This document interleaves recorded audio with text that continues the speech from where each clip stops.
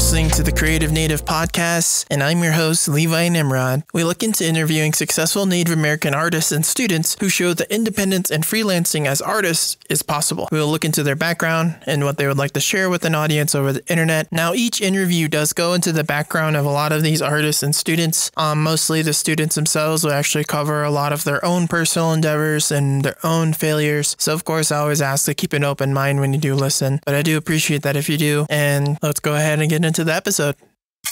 Well, I guess like one thing I always try to talk to people about is like what kind of got them started to start creating. And I know from like all the classes we've taken, like art has been in everyone's DNA for thousands of years.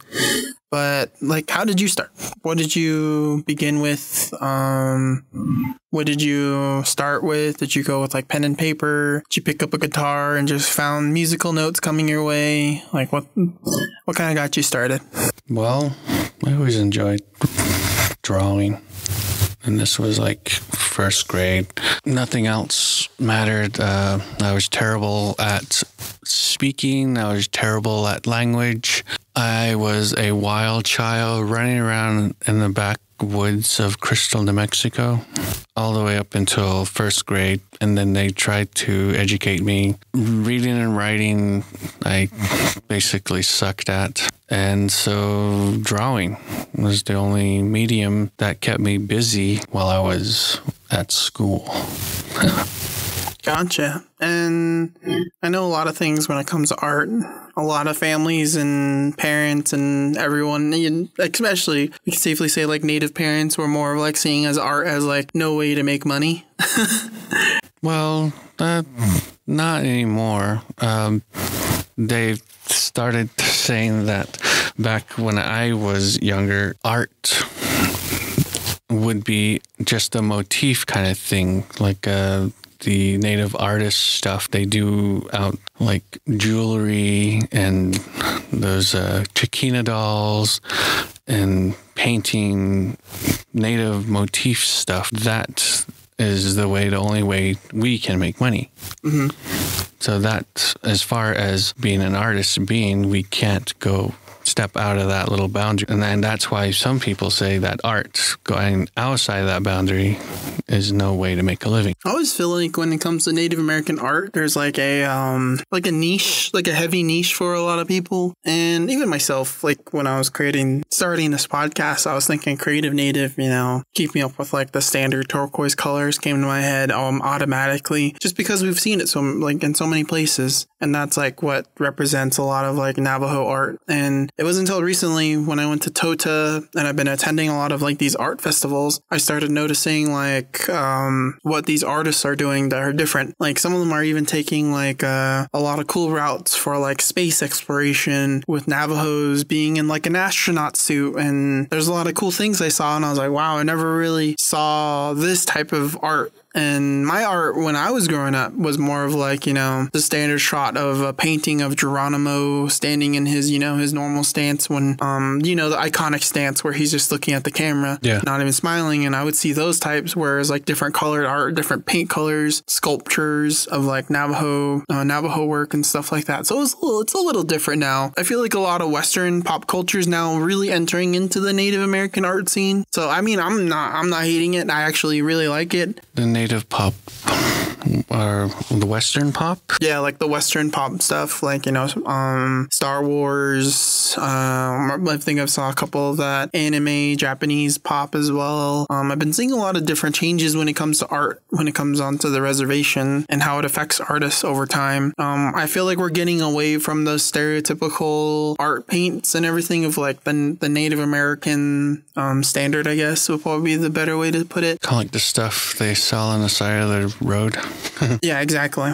And honestly, though, it's kind of crazy how I think about it is like how art constantly progresses. And I saw this happen, maybe when I was a child, that was like the classic Native art stance where they would actually create like these portraits and pictures and they were very realistic or they're down to the last wrinkle, going from that to more of like a pop culture Western style to kind of, it's evolving basically. It's constantly evolving. Yeah. So that's my thought on how that happened. It would have to. You can't keep it in one place. Yeah. Or else it dies. Or yeah, exactly. Or and I think I remember there was a person I met that had his niche for a very long time. Like he created the same exact paintings, but he never challenged himself outside of those paintings. Or well, by what I saw, he never really, he kind of just had like the same exact style for every painting he did. And sad to say, his stuff wasn't selling. Yeah. Like his stuff was just sitting there where everyone else's that had like, the Star Wars lightsaber Native American woman holding it, or like a grandma holding the Star Wars lightsaber standing there, and she's just standing trying to confront, something that's evil in front of her. That seems more of like what people would buy nowadays compared to like what he drew was like a Native American man sitting on top of a horse in like the Western times. Like I know that's like different pop culture. Probably his era had more of like the cowboys and Indians vibes coming through. Cowboy and Indians. To come back to certain things, I know you said you were into photography. Photography is something that you're very passionate about. Do you want to give a couple of insight on how that started? Yeah, I started when I was young. I was first grade, and we took a field trip out to Albuquerque, and my mother lended me her camera, which is a single reflex camera. I only remember that. And you look through a viewfinder, and you see what you see through the viewfinder, through the lens. And I fell in love with that camera since, and I haven't seen that camera since. I don't know what my mother did with it. Sold it maybe. Like the photography. And I got into photography, and back then it was film. Digital was never alive then. If it was digital video, it was video cameras. And those were very terrible quality compared to the smooth emulsion of film. So you would, going through that error, I held on to the idea of film being the only medium to shoot film, photography. And progress. I finally gave in to the idea that I have to actually learn how to do digital cameras. So I bought myself a digital camera last year, and I've been messing with it ever since. And it shoots video, which is a plus. I feel like a lot of people, when it comes to like starting their own photography journey, everyone just kind of like points and shoots and hope it's in the middle. And I mean, I started off like that. Like I had a little baby blue Fuji camera, and I hated that thing just because it did not look, sorry to say, it did not look very masculine in high school. It kind of looked a little, and obviously there's really nothing against that. It's just that, at the time you could easily get bullied by like not having the standard traits everyone was expecting. No, what would that be? Gender roles? Yeah, gender roles, especially. And this is like what, late 2000s, early 2010s. And this is like before. And you got to think about it. On the reservation, you have to understand that like the progression is like 10 years behind. It's gone back even further now. Yeah. I mean, even now, like thinking about doing anything different from not just like, outside of radio or going online, like there's barely like what we barely have is a few TikTok influencers that are finally coming through, and they're not super viral outside of the reservation, but they're viral inside the reservation. Well, yeah, coming back to it, in high school, during the time we were in, it kind of felt like, the late 90s. Everyone was still using a lot of homophobic slang words against each other. And, there was still like hazing happening everywhere. There was gang violence a lot at my school. And it's just something that you don't really think about. And I think only until like recently I started thinking about like, oh, maybe that's why I didn't really get into photography or do art. And my story on that end was just like my mom wanted the doctor of the family. Like she made me do study camps. She made me do medical camps and surgery camps and everything. But that's where I found out I'm hemophobic. So every time I saw the sight of blood or a pool of blood, I literally fainted, and you can't have that. Fall over. No, you can't even be a vampire, can you? No, I can't even be a vampire, sadly. But that's just something that happened to me. Maybe in reality, And I like to think about it like in a sense like maybe that's not what happened. That was not my choice to begin with. And maybe that's my body basically rejecting me being a doctor. Like, no, you're not going to be a doctor, just so you know. You're going to think about doing art every day and do your podcasts and try to sing when you can. Or That is funny because I did a internship at a veterinary clinic. And I remember when I was younger, I wanted to be a veterinarian. I mean, every kid wants to be a veterinarian. They want to take care of their pets and stuff like that. And then when I got into high school, I was thinking, oh, yeah. I started looking through a biology book and I see a dissected cat. And I'm like, no, I can't look at a dissected cat. So during the internship at the veterinary clinic, they did a little lab work for the students that were there. And I had to go in there and take pictures and video of these kids digging through a dissected cat. It was the hardest thing I had to do throughout the whole summer. And I did it. I went in there. It was probably the fewest pictures and videos during the whole camp. But I went in there and did it. Also, the bad thing about it is you have to edit it after. I did. No, I actually, honestly, I didn't have any of that. Oh, yeah. In the promo film. I mean, like, that's not something you want to just show out to the world. No, especially to myself. Yeah. So I understand. I don't want to see that either. Let's swing back to like talking more about like the creative stuff. Creativity.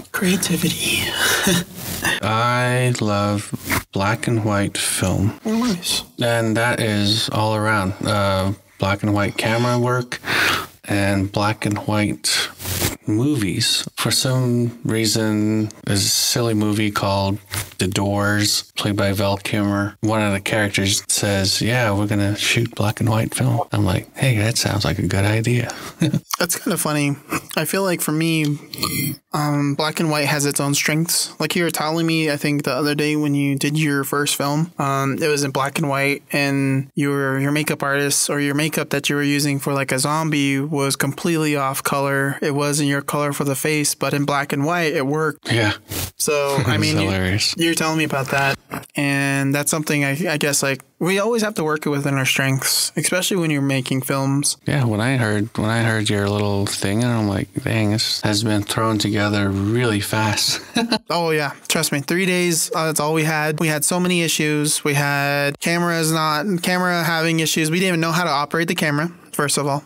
So the first day was we didn't know how to operate the camera. Dylan had the storyboard all in a piece of paper. Script was all on a piece of paper. And a lot of it didn't really have too much dialogue. I think the only dialogue scene we really had was where the family was talking with the husband, and that was pretty much about it. Yeah.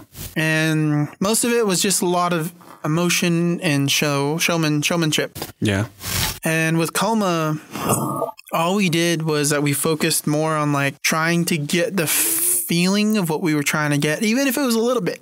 Even, all we had was just the camera, a chair, the rolling chairs, and a black sheet and a flashlight. So the flashlight actually had to be incorporated in the film. We did not do that until day 3 because... What do you mean they had to put in there? Yeah. Like one of the props? Oh, okay. So as one of the props for the film, it had to be a flashlight. And what happened was, it's so funny because at the end of the... so what happened was that our light guy, the guy that was basically bringing a lot of the props and handling lighting, he had to leave for the second day. Yeah. And he had to leave for the second day. We didn't see him. He didn't tell us.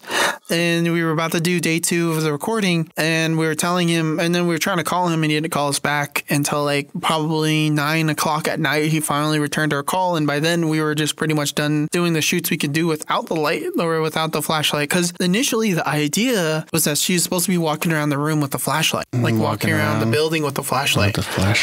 We didn't incorporate that. And because day 2 was the majority we did in the shooting, where we had Kyle in the black sheet walking down on the side of the window. We had her walking out of the room. We took shots of her walking in the hallway. Day 1 was a lot of the speed action scenes where we were at the nursing building, and then we were checking out the rooms. We were looking at all the areas. We were doing a little bit more practice with like how she was supposed to be acting. And that's what happened with day 1, and day 2 was more majority of the actual like shoots. Uh-huh. And then day 3, we did a lot of cleanup work with actual shoots. And that night was the night I stayed up from like 8 a.m. to 3 a.m. putting the whole thing together. And I did the best I could at the time. Like my editing skills was probably like, I could safely say subpar. Subpar. I'm trying to find my first video, and that editing, like you said, you spent like almost all day. I spent like all night trying to edit my own video. I think I finally turned that thing in on time, and that was like 7 in the morning. I finished my editing at Denny's. Yeah. Nice. And so I had to get that thing in. It was fun. So yeah, doing stuff like that is stressful, but it's stressful fun. It was fun. Actually, when I thought we were done, I think on the 3rd night, when we were done, I cut up everything. I did all the edits. 3 a.m. I just said, Dylan, I'm tired. I'm gonna go to sleep, and we'll wake up in the morning. If you need more done, just let me know. And he took it. So I got it done. I gave him the USB drive with the film on it, and I was using DaVinci Resolve at the time. I wasn't using Adobe, so it was a free software. Yeah, I need to download one. Do you have it on your laptop? No, now I have Adobe. I bought the student package. Oh. And actually, I got the access from my internship. Okay. So it was just something they reimbursed me for later. So it wasn't too bad. So it's on your laptop? Yeah. Dang. And but that's so at the time though we did use DaVinci Resolve, and I was more familiar with DaVinci at the time, but I never bought the premium version. I kind of wanted to buy the premium version at one point, but I didn't. There's a premium version? Yeah, there is. And it's pretty nice. It's really cool. It's a lot of fun to use, but the premium version has more effects, like special effects stuff that you can use. So, but on the film for Coma, it was very stressful. We had to do actually edits a lot during day 4, technically, before we had to submit the film. And because there was a lot of problems, and there still is a few problems. Every time I watch it now, the final cut, I'm like, God, there's a couple of problems. I see it. I can't pick it back, but I see it. And it's so funny because now that's opened a lot of doors for me personally. Like I mentioned, the summer internship, that internship, video editing job, my graphic design job, and my photography job all in one.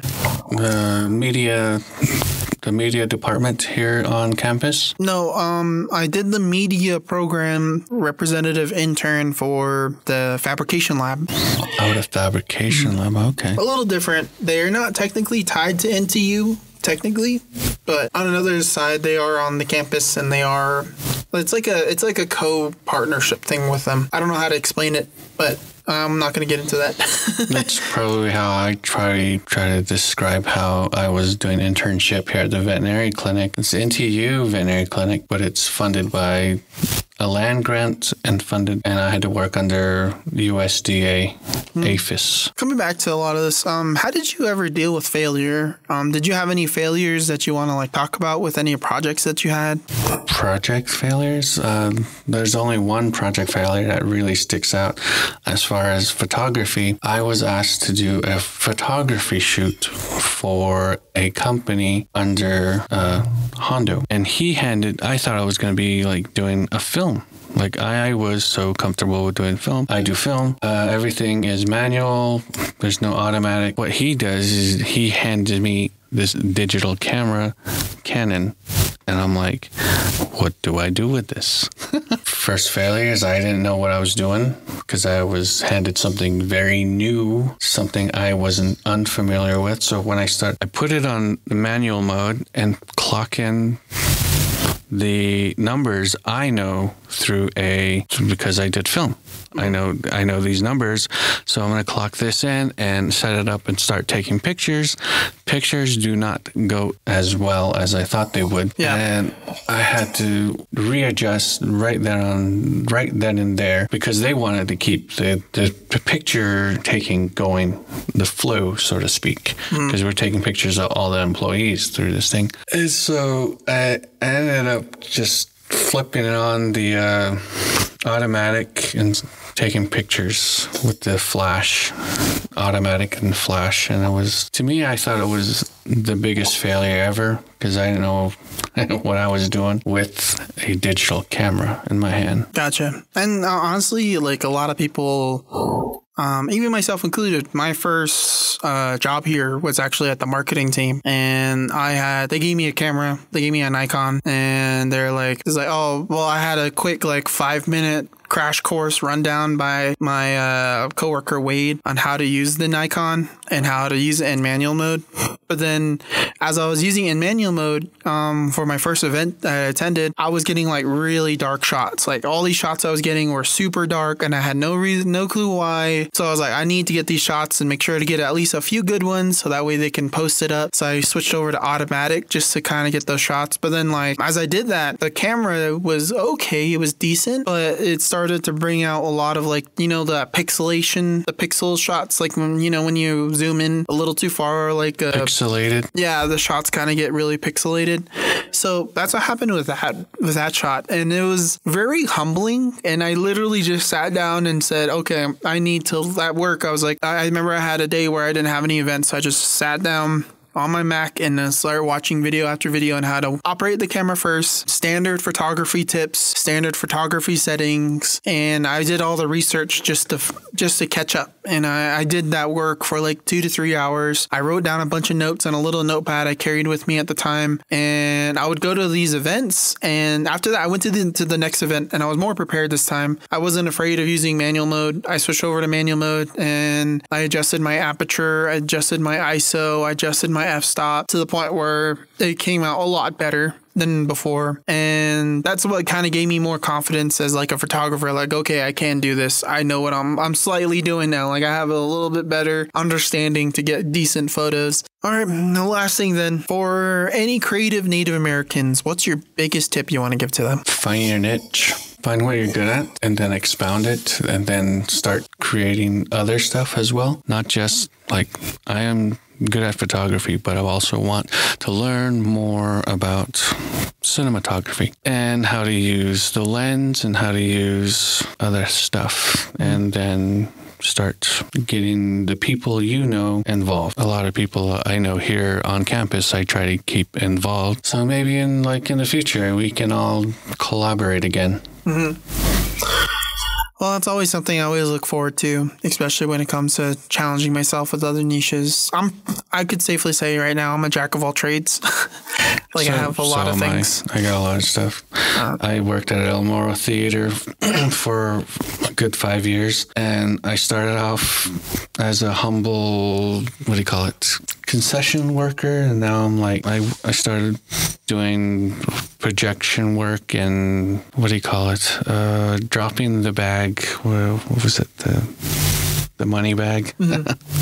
Doing stuff like that and setting up live events and then learning their whole other lighting system. And then I had to learn this freaking huge, huge soundboard. It was awesome. I want to go back and play with it again. In fact, I might. You might as well. Actually, sounds awesome. We probably could plan that as a trip with the club, maybe. But we got to get stuff going for that club first before we start really thinking about traveling. I really do appreciate you coming on to my podcast, giving our future viewers or any viewers in general tips, finding your niche. I feel like that's very important for a lot of people. Thank you for coming on to the show, Aaron. I really do appreciate it. I'll probably have you back again, maybe with a group session, but we'll see. Besides that, and thank you. That was a great episode. I'm really glad I was able to get a lot of great people onto my podcast and interview them. Of course, their story is something that no one really hears, and that's why I went ahead and created this platform. So I do appreciate if you were listening all the way through. Besides that, enjoy the rest of your day.